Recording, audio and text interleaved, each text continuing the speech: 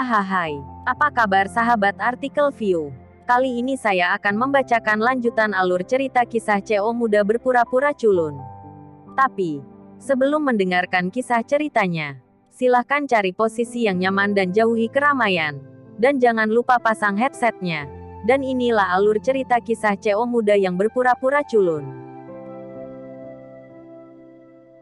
Episode 311. Kisah CO muda yang berpura-pura culun. Ketika Aisyah kembali ke rumah, Nicholas sedang minum teh di ruang tamu.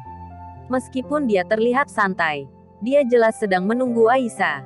Pada hari yang sama, Aisyah melihat bahwa Nicholas sedang melihat dirinya sendiri dari sudut matanya. Dia sengaja tidak menyapa Nicholas, tetapi berjalan menuju kamarnya. Nicholas sangat cemas ketika dia melihat situasinya.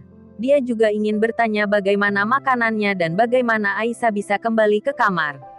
Sayang cucu perempuanku, apakah kamu ingin mencoba teh baru kakek? Nicholas bertanya, apakah kamu ingin mencoba teh baru? Atau berbicara tentang makan malam? Aisyah berhenti dan berkata, pikiran Nicholas diketahui. Wajahnya malu. Dan dia berkata, kakek tidak peduli denganmu. Cepat keluar, beritahu kakek apa yang terjadi. Aisyah menundukkan kepalanya dan berjalan ke Nicholas dengan bahunya terpuruk. Melihat kepala Aisyah menunduk, Nicholas tahu bahwa Aisyah sangat tidak senang setelah makan malam ini. Tapi ini tidak mengherankan. Bagaimanapun, Ariel telah dengan jelas menolaknya sekali sebelumnya. Dia bilang dia baru saja memperlakukanku sebagai saudara perempuan. Aisyah berkata dengan lemah. Nicholas menghela nafas dan berkata, sebenarnya, kamu seharusnya sudah menyadarinya sejak lama. Perasaannya terhadap Kaori tidak akan berubah dengan mudah. Aku benar-benar tidak menyangka dia sangat mencintai Kaori. Saya pikir dia menjalani kehidupan yang sangat memalukan dalam keluarga Wijaya. Aisyah tidak bisa tidak memikirkan apa yang dikatakan Ariel. Dia menderita penghinaan. Dan Kaori melakukan hal yang sama. Mungkin itu masalahnya. Bagaimana mungkin dua orang yang dibayar untuk satu sama lain akan mudah diserang oleh faktor dunia luar yang mempengaruhi hubungan mereka?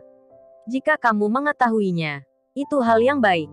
Nicholas tersenyum bahagia. Dia selalu khawatir bahwa Aisyah akan terluka parah oleh masalah ini. Tetapi jika Aisyah dapat mengetahuinya saat ini, itu akan bagus.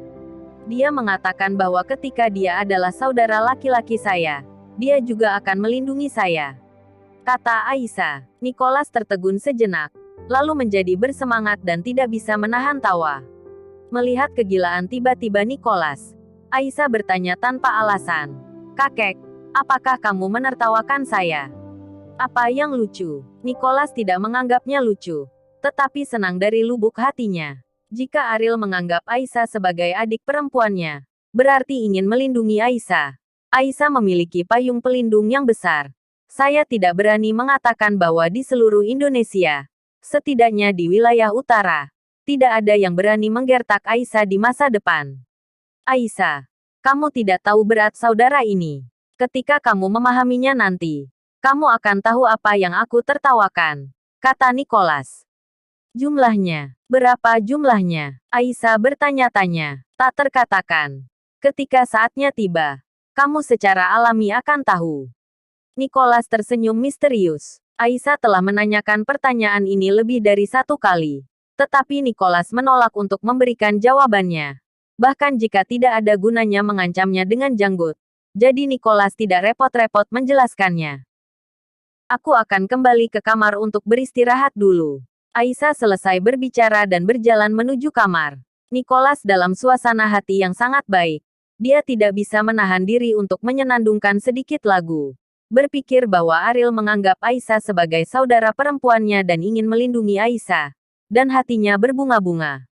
Ayah, mengapa kamu begitu bahagia? Ketika Daniel kembali ke rumah, Nicholas belum tenang. Jadi itu membuatnya merasa sangat aneh. Tentu saja itu hal yang baik. Dan itu hal yang sangat bagus, kata Nicholas. Daniel berjalan ke sofa dan duduk. Setelah diperingatkan oleh Ariel terakhir kali, Nicholas khawatir. Dan bahkan dia mulai khawatir tentang gejala sisa yang akan ditimbulkan oleh insiden ini. Sudah lama. Baru kali ini Nicholas bahagia. Jadi Daniel menduga ini pasti terkait dengan Ariel. Ayah, Hal-hal bahagiamu ada hubungannya dengan Ariel, kan? Daniel bertanya. Nicholas mengangguk sebagai jawaban. Daniel tidak bisa tidak mendekat dan berkata dengan tidak sabar. Ayah, jangan simpan sendiri. Jika kamu memiliki sesuatu yang bagus, tolong bagikan denganku. Daniel menatap tak percaya. Kata Ariel. Kalimat ini setara dengan perlindungan keluarga terkaya. Apakah Anda mengatakan yang sebenarnya? Daniel berkata dengan penuh semangat. Aisyah memberitahuku secara pribadi. Apakah itu masih palsu? Kata Nicholas. Bagus. Bagus. Daniel melambaikan tinjunya dan berkata. Aku tidak menyangka Aisyah memiliki kekayaan seperti itu. Mengapa kamu belum beristirahat? Tanya Daniel. Aku lupa memberitahumu sesuatu. Ariel berharap kita bisa menyumbang ke panti asuhan. Ada beberapa anak dengan cacat fisik bawaan. Dia ingin menggunakan pengaruh keluarga kakek agar lebih banyak orang memperhatikan masalah ini. Kata Aisyah. Daniel melirik Nicholas dan berkata, Ayah, mengapa kita tidak mengadakan pertemuan amal langsung atas nama keluarga kita? Omong kosong. Ini adalah suatu keharusan. Anda mulai mempersiapkan ini besok. Kata Nicholas. Ariel memiliki permintaan seperti itu. Bagaimana mungkin keluarga Nicholas tidak puas? Segera setelah Ariel kembali ke villa di lereng gunung, Nicholas menelepon dan mengatakan bahwa pertemuan amal akan diadakan untuk panti asuhan dalam waktu dekat, sehingga lebih banyak pebisnis dapat berpartisipasi dalam masalah ini. Tentu saja, Ariel tidak memiliki pendapat. Biarkan Nicholas mengurusnya sendiri. Lagi pula, ini bukan masalah besar, dan keluarga Nicholas bahkan bisa menangani ini. Ariel sedang menunggu di ruang tamu. Menunggu Kauri pulang kerja. Julius sudah menelepon sebelumnya. Dan foto-fotonya telah beres. Jadi dia harus pergi besok pilih foto. Ini membuat Ariel sangat bersemangat. Dinding rumah sudah lama kosong. Dan akhirnya foto pernikahan dia dan Kauri dapat digantung. Ini adalah sesuatu yang telah dinanti-nantikan oleh Ariel. Kauri mengalami hari yang mendebarkan hari ini karena perusahaannya saat ini telah berkembang ke titik yang tidak dapat dia bayangkan. Tidak melakukan apa-apa sepanjang hari. Hanya mendengarkan laporan. Tetapi laporan-laporan ini. Kauri terkejut lagi dan lagi. Dan bahkan merasa sedikit mati rasa sesudahnya. Dia tidak pernah membayangkan bahwa begitu banyak hal telah terjadi selama dia meninggalkan Bandung. Perusahaan keluarga Wijaya telah sepenuhnya mengubah wajahnya. Dan telah menjadi perusahaan yang pengaruhnya hanya di bawah keluarga Nicholas di Bandung. Ariel. Siapa orang yang kamu pekerjakan? Mereka terlalu kuat. Apakah kamu tahu berapa banyak kerjasama yang ada di perusahaan?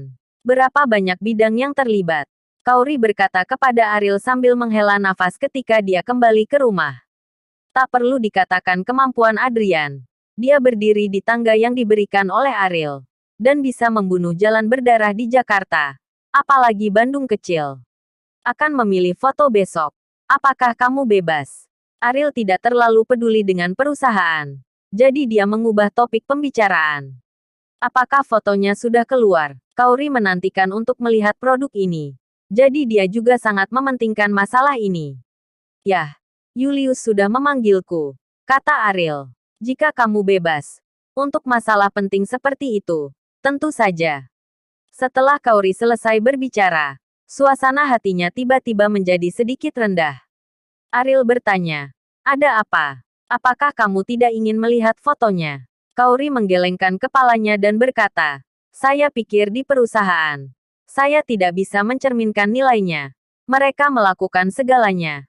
Dan mereka melakukannya lebih baik dari saya. Ariel tersenyum tak berdaya dan berkata, kamu adalah ketua dewan. Dan kamu berada di posisi tinggi.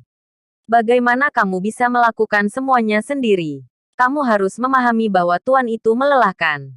Mengapa kamu tidak senang ketika mereka melakukan pekerjaan yang baik? Ada apa dengan pekerjaan Tuan? Kauri bertanya dengan bingung. Para pelayan bekerja keras. Itu berarti bahwa orang biasa hanya dapat bekerja dengan kekuatan mereka. Orang-orang tengah bekerja dengan kebijaksanaan. Mereka mengatakan bahwa orang-orang ini bekerja dengan IQ mereka.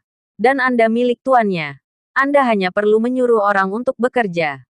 Ariel menjelaskan, itu bukan sesuatu yang bisa dikatakan orang biasa. Kauri mengangkat alisnya dan mengetuk Ariel dengan sengaja. Ariel mencibir dan berkata, "Kalau begitu coba tebak. Apakah saya orang biasa?" Kauri cemberut dan berkata, "Tentu saja bukan orang biasa. Tetapi jangan buru-buru menjelaskannya kepada saya. Saya akan mengetahuinya pada akhirnya. Benarkah?" Menghadapi pertanyaan Kauri, Ariel mengangguk dan berkata dengan tulus, "Anda akan tahu nanti. Ketika waktunya tepat, saya akan memberi tahu Anda semuanya." Bersambung.